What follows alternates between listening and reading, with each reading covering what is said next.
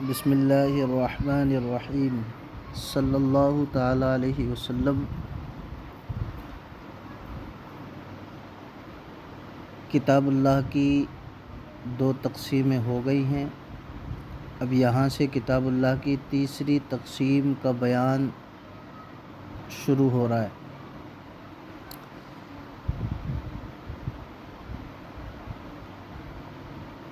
فرماتے ہیں وَالثَّالِثُ فِي وُجُوهِ استعمالی ذَلِكَ النظم، اور تیسری تقسیم ہے اس نظم کے استعمال کے بیان میں،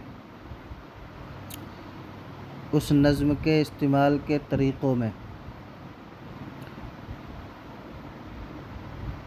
تیسری تقسیم ہے اس نظم کے استعمال کے اقسام میں، ای التقسیم الثالث فی طرق استعمال ذلك النظم المذکور سابقا من انه استعمل فی معناه الموضوع له او غیره او استعمل مع انکشاف معناه او استناره۔ صاحب نور الانوار فرماتے ہیں یعنی تیسری تقسیم ہے اس نظم کے استعمال کے اقسام میں جو سابق میں مذکور ہوئی، جو نظم سابق میں ذکر ہے اس نظم کے استعمال کے اقسام میں یہ تیسری تقسیم ہے۔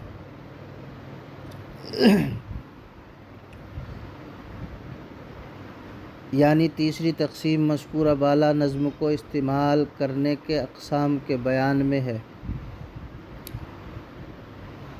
من انہ استعمل فی معناہ الموضوع لہ، یعنی لفظ اپنے معنی موضوع لہ میں مستعمل ہے، او غیرہ یا غیر موضوع لہ میں، یعنی لفظ اپنے معنی موضوع لہ میں مستعمل ہے یا غیر موضوع لہ میں مستعمل ہے،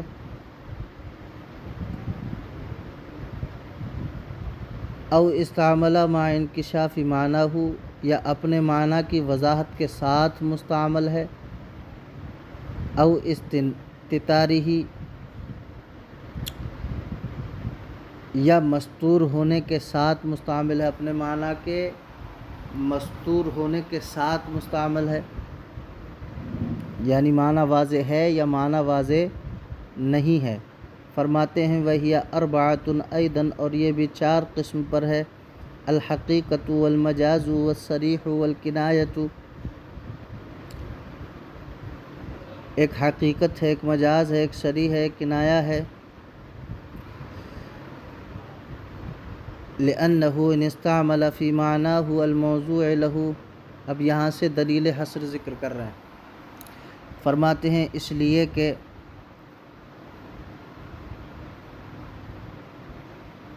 لفظ اگر اپنے معنی موضوع لہ میں استعمال ہوگا فہو حقیقۃ، تو وہ حقیقت ہے، او فی غیر الموضوع لہ، یا غیر موضوع لہ میں استعمال ہوگا فمجاز، تو وہ مجاز ہے۔ ثم کل منہما ان استعمل بانکشاف معناہ فہو الصریح،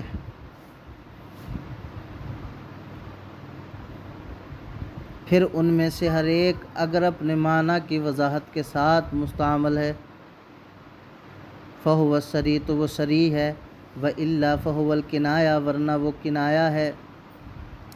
فالصریح والکنایۃ یجتمعان مع الحقیقۃ والمجاز، تو صریح اور کنایہ یہ دونوں جمع ہو جاتے ہیں حقیقت اور مجاز کے ساتھ۔ دلیل حصر ایک بار اور سنیں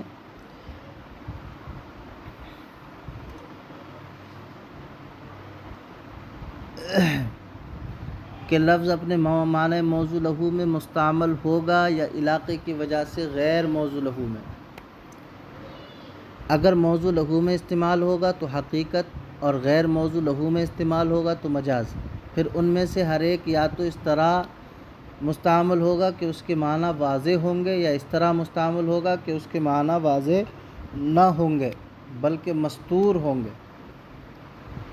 اگر معنی واضح ہوں تو اس کو صریح، اور اگر معنی واضح نہ ہوں تو اس کو کنایہ کہیں گے۔ لیکن ایک چیز یاد رکھیں کہ لفظ استعمال سے پہلے نہ حقیقت رہتا ہے نہ مجاز رہتا ہے، نہ صریح ہوتا ہے نہ کنایہ ہوتا ہے۔ سمجھ میں آئی بات؟ اب صاحب نور الانوار فرماتے ہیں فالصریح والکنایۃ یجتمعان مع الحقیقت، تو صریح اور کنایہ یہ دونوں حقیقت اور مجاز کے ساتھ جمع ہو جاتے ہیں۔ یہ ایک اعتراض کا جواب یہاں سے دے رہے ہیں، اعتراض مقدر کا جواب۔ فرماتے ہیں اعتراض یہ ہے کہ ایک تقسیم کے اقسام کے درمیان تباین اور اختلاف ہوتا ہے۔ مثال کے طور پہ کلمہ کی 3 قسمیں ہیں، اسم، فعل، حرف۔ اب یہ اقسام ہیں کلمہ کی کیا ہیں؟ اقسام ہیں۔ آپس میں یہ کیا ہیں؟ قسیم ہیں۔ تو اب ان کے درمیان آپس میں تباین اور تضاد ہوتا ہے نہ، سمجھ گئے؟ جو قسیم ہوتے ہیں آپس میں ان میں تباین اور تضاد ہوتا ہے۔ تو اعتراض یہ ہے کہ ایک تقسیم کے اقسام کے درمیان تباین اور اختلاف ہوتا ہے، حالانکہ مذکورہ اقسام یعنی حقیقت، مجاز، صریح اور کنایہ کے درمیان کوئی تباین اور کوئی اختلاف نہیں ہے، بلکہ صریح اور کنایہ یا حقیقت کے ساتھ جمع ہو جاتے ہیں، مجاز کے ساتھ بھی جمع ہو جاتے ہیں۔ سوال سمجھے؟ سوال یہ ہے کہ دیکھیں ایک تقسیم کے اقسام کے درمیان تباین اور تضاد ہوتا ہے۔ تباین اور تضاد کا مطلب ہے کہ وہ ایک دوسرے کے ساتھ جمع نہیں ہوتے، لیکن صاحب نور الانوار کہتے ہیں یہاں حقیقت اور صریح اور کنایہ یا حقیقت اور مجاز کے ساتھ جمع ہے۔ یہاں تو معاملہ بالکل برخلاف ہے۔ تو اس کا جواب یہ دے رہے ہیں، کہتے ہیں اس کا جواب یہ ہے کہ صریح اور کنایہ میں 2 مذہب ہیں۔ ایک مذہب علامہ فخر الاسلام کا ہے اور دوسرا مذہب علامہ صدر الشریعہ صاحب توضیح کا ہے۔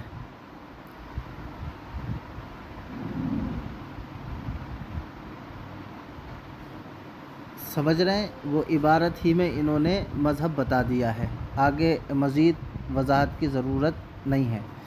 فرماتے ہیں الصریح والکنایۃ یجتمعان مع الحقیقت، صریح اور کنایہ یہ دونوں حقیقت اور مجاز کے ساتھ جمع ہو جاتے ہیں۔ ولذا اسی وجہ سے قال فخر الاسلام نے کہا والقسم الثالث فی وجوہ استعمال ذلک النظم، اور تیسری قسم اس نظم کے استعمال کے اقسام میں ہے، وجریانی فی باب البیان،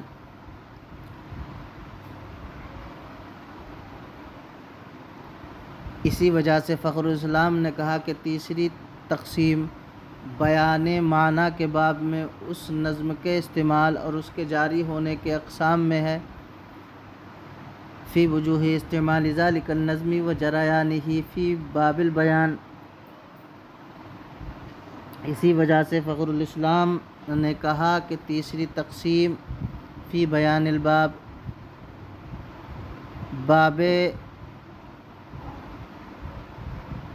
فی بیان الباب، باب کے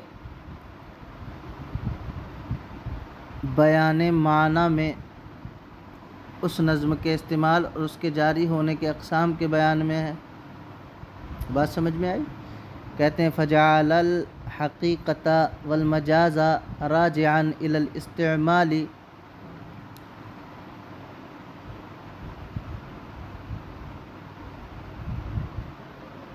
پس فخر الاسلام نے حقیقت اور مجاز کو استعمال کی طرف راجع کیا، والصریح والکنایۃ راجعا الی الجریان، اور صریح اور کنایہ کو جریان کی طرف راجع کیا۔ ایک مذہب تو یہ ہو گیا علامہ فخر الاسلام کا، دوسرا مذہب ہے صدر الشریعہ صاحب توضیح کا۔ فرماتے ہیں وجعل صاحب التوضیح کل من الصریح والکنایۃ قسما من الحقیقۃ والمجاز، صاحب توضیح نے صریح اور کنایہ میں سے ہر ایک کو حقیقت اور مجاز کی قسم قرار دیا ہے۔ صاحب توضیح نے صریح اور کنایہ میں سے ہر ایک کو کہتے ہیں صریح اور کنایہ میں سے ہر ایک یہ حقیقت اور مجاز کے قسیم نہیں ہیں بلکہ قسم ہیں، بلکہ کیا ہیں؟ قسم ہے۔ بس بات سمجھ میں آئی، جواب سمجھ میں آیا؟ سوال یہ تھا کہ دیکھیں ایک تقسیم کے اقسام کے درمیان تباین اور تضاد ہوتا ہے۔ تباین اور تضاد کا مطلب ہے کہ ایک دوسرے کے ساتھ جمع نہیں ہوتے، حالانکہ یہاں پر حقیقت اور مجاز کے ساتھ صریح اور کنایہ حقیقت مجاز کے ساتھ جمع ہو رہے ہیں۔ تو اس کا جواب دیا، کہتے ہیں اس کے جواب یہ ہے کہ صریح اور کنایہ میں دو مذہب ہیں، ایک مذہب علامہ فخر الاسلام کا ہے اور دوسرا مذہب صدر الشریعہ صاحب توضیح کا ہے۔ علامہ فخر الاسلام کا مذہب یہ ہے کہ ایک تقسیم نہیں ہے بلکہ دو تقسیمیں ہیں، یہ ایک تقسیم نہیں ہے بلکہ دو تقسیمیں، چنانچہ حقیقت اور مجاز استعمال کے اعتبار سے لفظ کی دو قسمیں ہیں، اور صریح اور کنایہ یہ جاری ہونے کے اعتبار سے لفظ کی قسمیں ہیں۔ اور سابق میں یہ بات گزر چکی کہ ایک تقسیم کے اقسام دوسری تقسیم کے اقسام کے ساتھ جمع ہو سکتے ہیں، لہذا صریح اور کنایہ کے حقیقت اور مجاز کے ساتھ جمع ہونے میں کوئی مذائقہ نہیں ہے۔ بات سمجھ میں آئی؟ لیکن اس صورت میں اگر ہم علامہ فخر الاسلام کے مذہب پہ عمل کریں تو اس صورت میں قرآن پاک کی 5 تقسیم ہو جائیں گی۔ 5 تقسیم ہو رہی نا، لفظ کے استعمال کے اعتبار سے 2 قسمیں صریح اور کنایہ، اور لفظ کے جاری ہونے کے اعتبار سے 2 قسمیں، اس لفظ کے استعمال کے اعتبار سے 2 قسمیں حقیقت مجاز، اور لفظ کے جاری ہونے کے اعتبار سے 2 قسمیں ہو گئیں صریح اور کنایہ، تو 5 تقسیمیں ہو گئیں۔ اور ہم پیچھے پڑھ کے آئیں کہ 4 تقسیم کے درمیان حصر کو پڑھ کے آئیں کہ 4 تقسیم کے درمیان حصر ہے، کتاب اللہ کی 4 تقسیمات ہیں، یہاں 5 ہو رہی ہیں، تو اب جو حصر ہم پڑھ کے آئے ہیں یہ بیان کردہ حصر یہ باطل ہو جائے گا، سمجھ رہے ہیں؟ 5 تقسیم ہوگی، تو اس کا جواب یہ ہے کہ سابق میں بیان کردہ حصر جو ہے یہ استقرائی ہے نہ کہ عقلی۔ استقرائی حصر استقرائی ہے، عقلی نہیں ہے، جو باطل ہوگا۔ بات سمجھ میں آئی؟ اچھا، دوسرا مذہب صاحب صدر الشریعہ صاحب توضیح کا ہے، وہ کہتے ہیں صریح اور کنایہ حقیقت اور مجاز کے قسیم نہیں ہیں کہ صاحب جمع نہیں ہو سکتے، بلکہ حقیقت اور مجاز کی قسمیں ہیں۔ اولاً لفظ کی 2 قسمیں حقیقت اور مجاز، پھر ان میں سے ہر ایک کی 2 قسمیں ہیں صریح اور کنایہ۔ بات سمجھ میں آ گئی؟ ہاں، بات سمجھ میں آنا چاہیے۔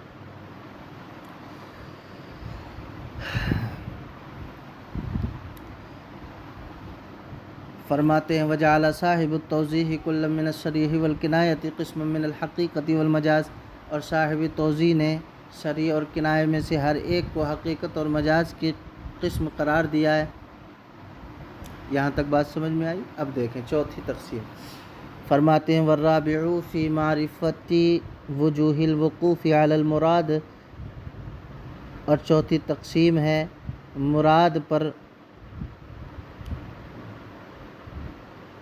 واقف ہونے کے طریقوں کے بیان میں، ہونے کے طریقوں کی معرفت میں چوتھی تقسیم ہے، ای التقسیم الرابع فی معرفت طرق وقوف المجتہد علی مراد النظم، یعنی چوتھی تقسیم مراد نظم پر مجتہد کے مطلع ہونے کے طریقوں کی معرفت میں ہے۔ چوتھی تقسیم مراد نظم پر مجتہد کے واقف ہونے کے طریقوں کی معرفت میں ہے، وہو ان کان فی الظاہر من صفات المجتہد،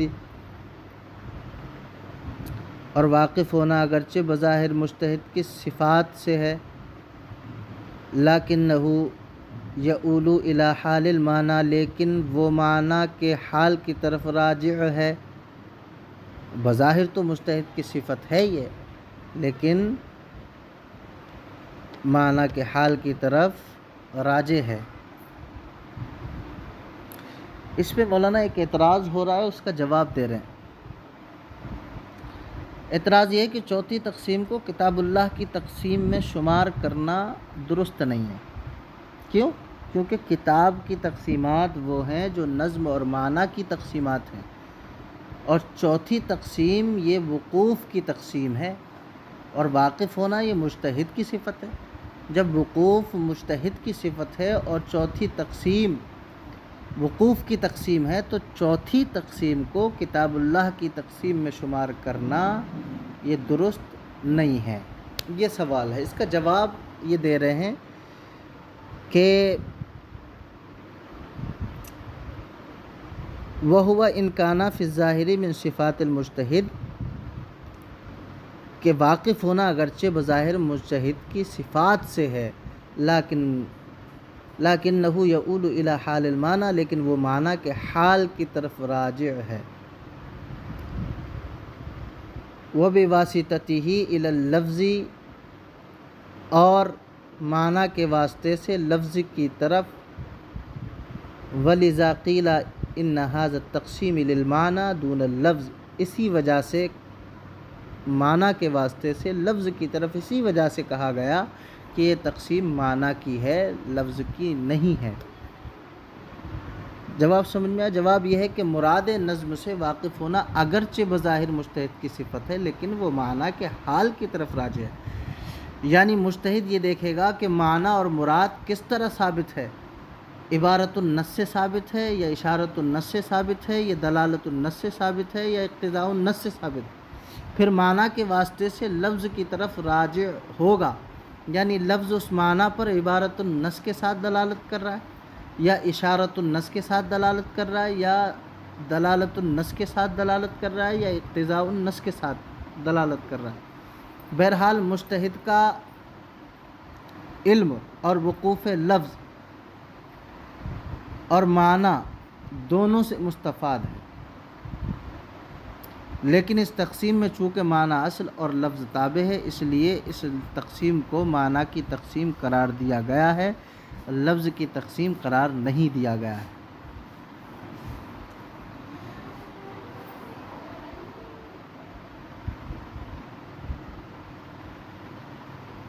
بات سمجھ میں آئی؟ مجتہد کا جو اجتہاد ہوگا، مجتہد جو واقف ہوگا، وہ لفظ اور معنی دونوں کے اعتبار سے واقف ہوگا، تو مجتہد کا علم جو ہوگا وقوف لفظ اور معنی دونوں سے مستفاد ہوگا، لیکن اس تقسیم میں چونکہ معنی اصل اور لفظ تابع ہے، اس لیے اس تقسیم کو معنی کی تقسیم قرار دیا گیا، لفظ کی تقسیم قرار نہیں دیا گیا۔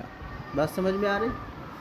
ہاں، کہتے ہیں اگرچہ ظاہر میں یہ مجتہد کی صفات ہے، لیکن یہ معنی حال کی طرف راجع ہے، اور معنی کے واسطے سے لفظ کی طرف اسی وجہ سے کہا گیا ہے کہ یہ تقسیم معنی کی ہے، لفظ کی تقسیم نہیں ہے۔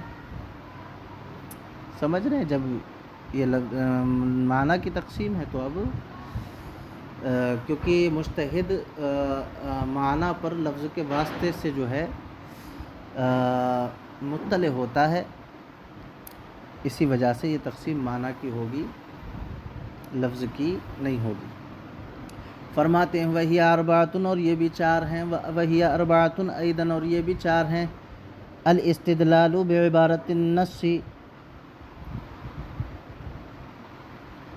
یہ بھی چار ہیں کہ استدلال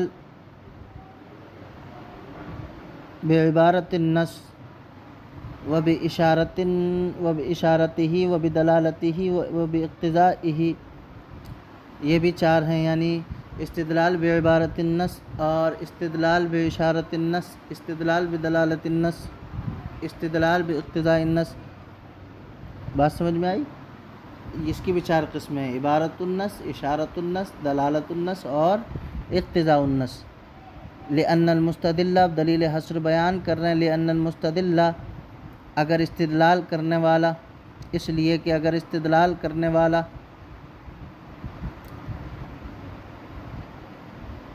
ان استدل بالنظم، اگر نظم سے استدلال کرے گا، فإن كان مسوقا، پس اگر نظم معنی کے لیے قصداً لایا گیا ہو، مسوقاً ساق یسوق کا معنی تھا چلانا، لانا، معنی کے لیے قصداً لایا گیا ہو، فہو عبارۃ النص، تو وہ عبارۃ النص ہے، وإلا، اگر معنی کے لیے نہیں چلایا گیا، نہیں لایا گیا، تو وہ اشارۃ النص ہی، تو وہ اشارۃ النص ہے۔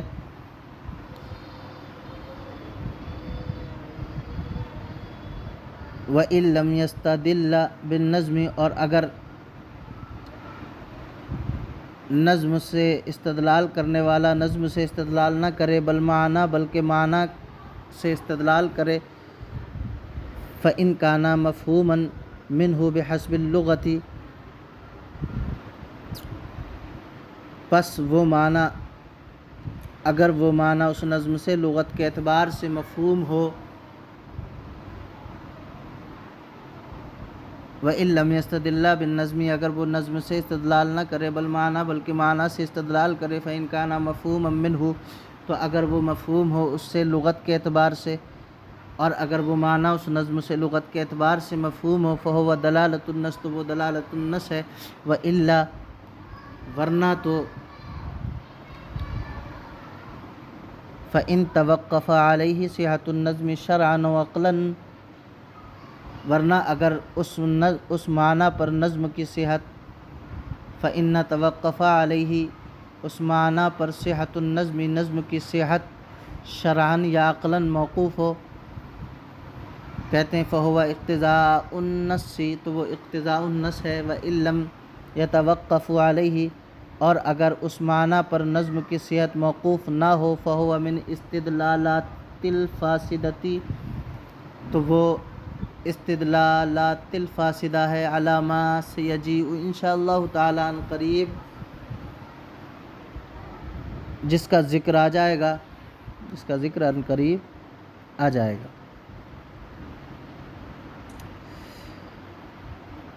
دیکھیں بھئی دلیل حصر ایک بار اور سن لیں۔ دلیل حصر یہ ہے کہ دلیل پیش کرنے والا نظم سے دلیل پیش کرے گا یا معنی سے۔